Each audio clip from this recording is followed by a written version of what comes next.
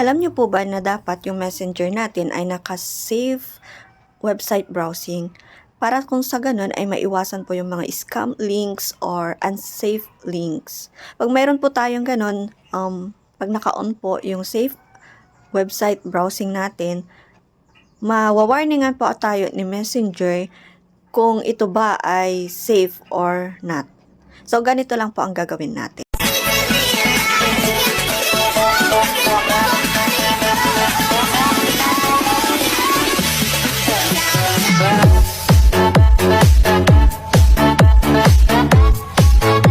Open po natin yung messenger natin, tapos punta po tayo dun sa, pindutin natin yung 3 lines sa taas and then settings, and then scroll up po natin, punta po tayo dito sa privacy and safety, and then dito po sa safe website browsing. So, i-turn on lang po natin yan.